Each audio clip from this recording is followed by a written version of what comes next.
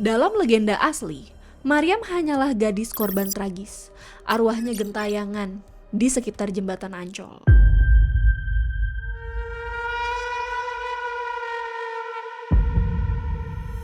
Kisah ini bukan hanya sekedar horor, ia adalah pengingat tentang betapa seringnya korban kekerasan tidak mendapatkan keadilan.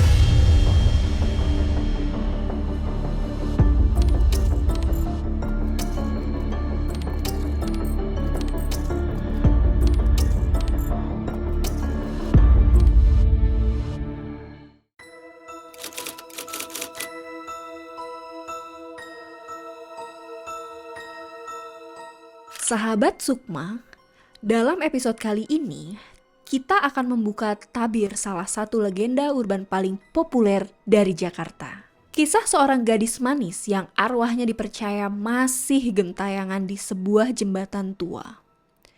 Jembatan Ancol.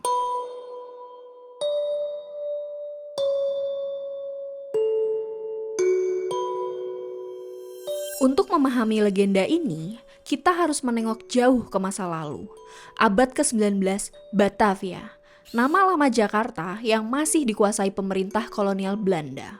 Ancol kala itu bukanlah tempat wisata dengan taman, pantai, dan hiburan keluarga. Ia hanyalah kawasan sunyi, rawa-rawa luas, pepohonan bakau yang lebat, jalan setapak berlumpur, dan di beberapa sudutnya berdiri makam-makam tua Belanda.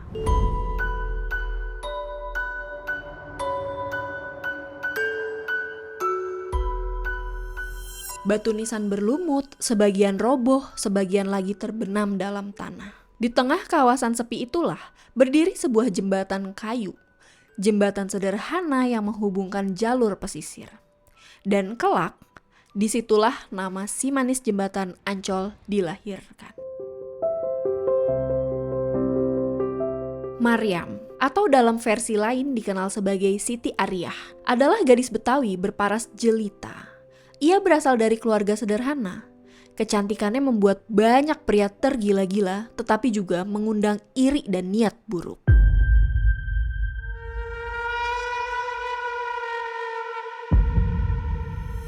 Dalam salah satu versi, Maryam dipaksa oleh orang berkuasa. Setelah itu, ia dihabisi dengan kejam. Jasadnya dibuang begitu saja di rawa Ancol, tanpa kubur yang layak, tanpa doa yang semestinya.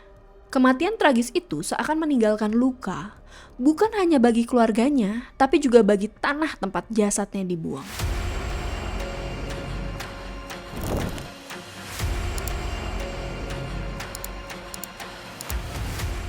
Tidak lama setelah kejadian itu, warga mulai mengalami gangguan. Kusir Delman Malam bercerita, pernah menurunkan seorang gadis cantik.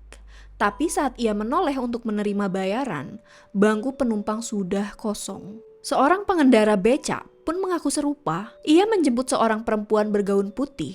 Namun ketika sampai di tujuan, gadis itu hilang entah kemana. Ada pula saksi mata yang melihat sosok perempuan berjalan di atas jembatan. Rambutnya panjang, wajahnya pucat, gaun putihnya tergerai, lalu menghilang ke dalam kegelapan. Namun yang menarik, Maryam tidak pernah dikenal sebagai hantu jahat. Ia tidak menyerang, tidak melukai. Ia hanya menampakkan diri, misterius dan sendu. Seolah masih mencari sesuatu. Mungkin keadilan, mungkin sekedar pengakuan atas penderitaan yang pernah ia alami. Dari sinilah, nama si manis jembatan Ancol mulai dikenal. Legenda urban yang diwariskan turun-menurun di tanah Betawi.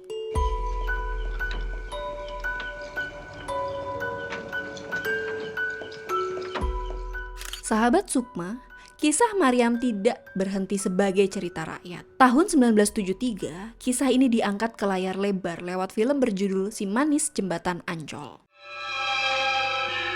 Mau kemana? Ke Ancol. Tapi mampir dulu dekat benteng. Hush. Hush. Namun, ada perubahan besar. Dalam versi film, Maryam memang diceritakan diperkosa dan dibunuh. Tapi arwahnya tidak sekedar gentayangan. Ia bangkit sebagai hantu penuh dendam. Satu persatu para pemerkosa diburu hingga mati dengan cara mengerikan. Inilah yang membuat film ini masuk ke dalam kategori revenge horror, sebuah kisah balas dendam dari alam gaib. Di sini, Maryam bukan hanya korban, tapi juga eksekutor.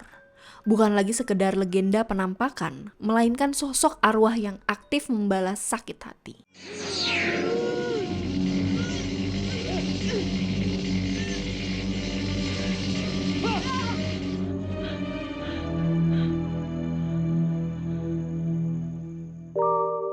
Memasuki era 1990-an, nama si Manis kembali mencuat lewat sinetron di stasiun TV.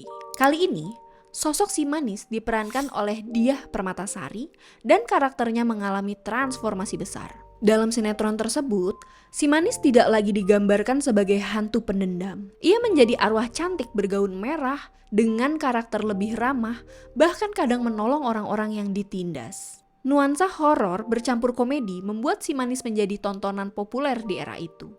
Bahkan sampai hari ini, ikon Diah Permatasari dengan gaun merahnya masih diingat banyak orang. Bang, minta kopinya bang.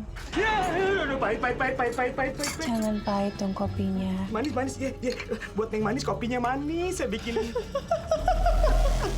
Di era 2019 dan 2020, kisah ini kembali diangkat ke layar lebar. Namun, seperti film horor modern lainnya, fokusnya lebih kepada visual menyeramkan, efek khusus, dan cerita baru. Maryam di sini menjadi ikon horor populer, bukan lagi sekedar legenda rakyat Betawi.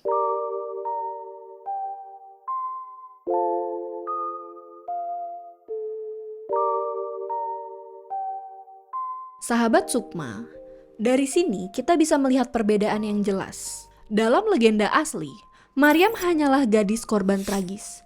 Arwahnya gentayangan di sekitar jembatan Ancol.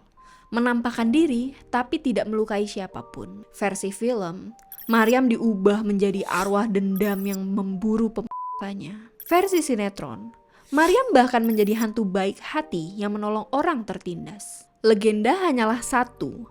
Namun, begitu memasuki dunia hiburan, kisah Maryam berubah-ubah, mengikuti kebutuhan zaman dan selera penonton. Sahabat Sukma, dalam episode kali ini, kita belajar bahwa kisah rakyat dan hiburan sering berjalan beriringan. Legenda yang lahir dari duka seorang gadis bisa berubah menjadi tontonan populer. Namun, di balik itu semua, jangan sampai kita lupa, ada pesan moral yang tersimpan dalam kisah Maryam. Tentang bagaimana kekuasaan dan nafsu bisa merenggut hidup seorang perempuan muda. Tentang betapa seringnya korban kekerasan tidak mendapatkan keadilan. Kisah ini bukan hanya sekedar horor.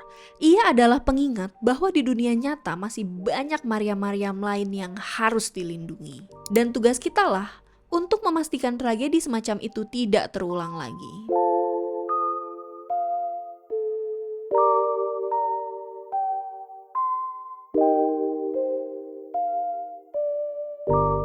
Aku Sukma, sampai jumpa di Tabir Sukma.